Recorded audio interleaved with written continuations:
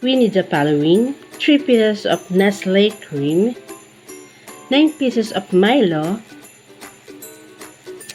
1 condense can, 392 ml, any brand, 3 pieces of 750 empty containers ice cream,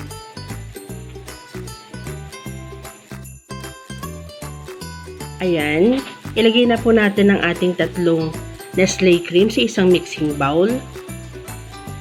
Then, i-mix na po natin siya.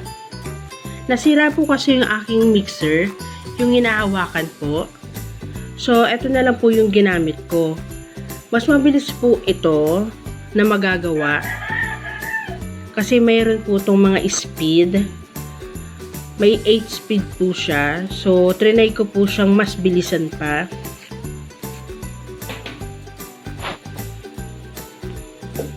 So, ayan. Ang bilis niya pong maging thick. 1 minute lang, ganyan na po siya.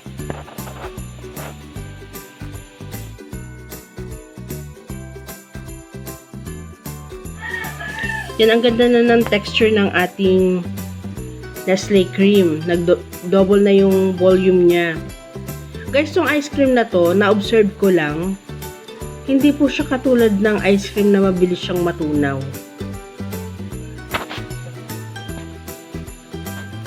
Mag-comment po kayo sa baba kapag ganun din ang observation nyo. Ayan, ang ganda na ng kanyang texture. Isunod na po natin yung ating condense. Kayo po bahala kung anong brand po yung gusto nyo. Ayan po, napakatamis na po niyan. Matamis na po yung ating ice cream kapag nagawa. Then, i-mix po natin po siya ulit.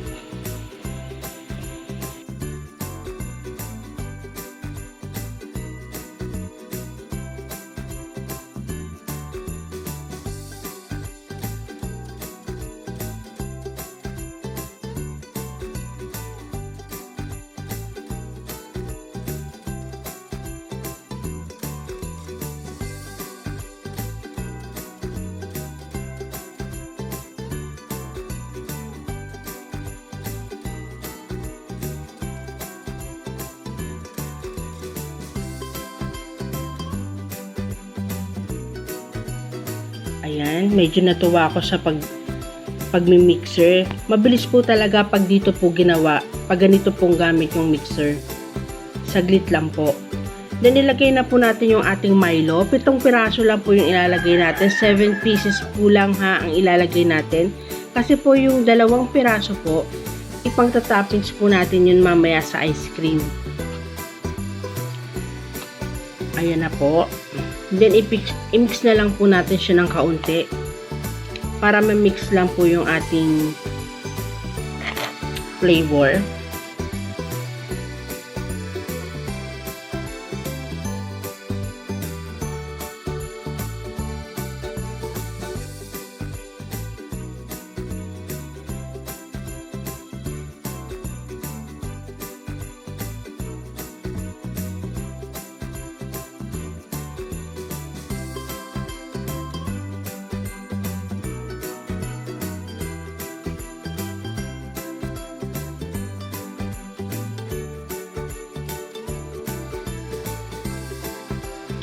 So, ayun, nag-stop po muna ako kasi yung mga gilid-gilid, kailangan ko po i-mix siya. Ang ganda na po ng texture ng ating ice cream. Po, pwede naman po na ganyan yung medyo may buo-buo pa. And mix na lang po natin siya ng kaunti. Then, okay na po.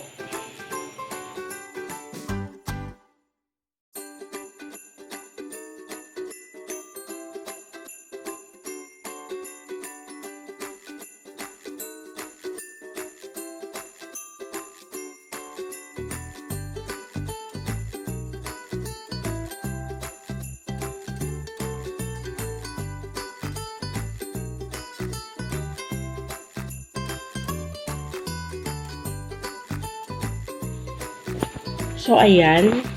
Almost done. So, pwede na po natin siyang isalin sa ating tatlong container po. So, makagawa po tayo ng tatlong container na 750 ml po ang size. Ayan.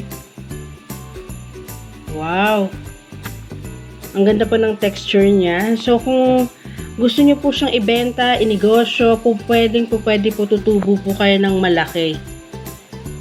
Diba? Pwede rin po natin siya ilagay sa yung mga maliliit na mga container. Para pwede po natin siya ibenta ng 15 to 25 pesos. So, ayan guys. So, eto na po yung sinasabi ko. Yung dalawa pong milo na pack. Pwede po natin siyang ilagay sa may itaas. Pwede rin po natin siya lagyan ng mga sprinkles, mallows. Depende po sa inyo kung anong gusto niyo pong toppings.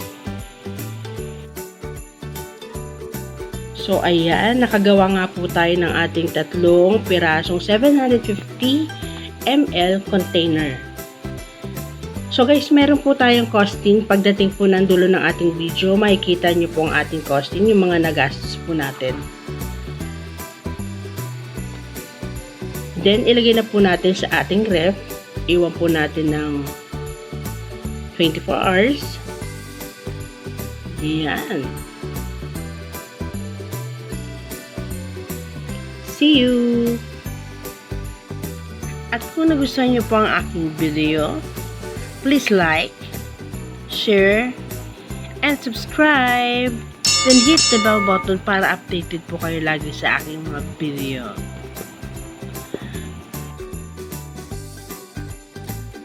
Okay.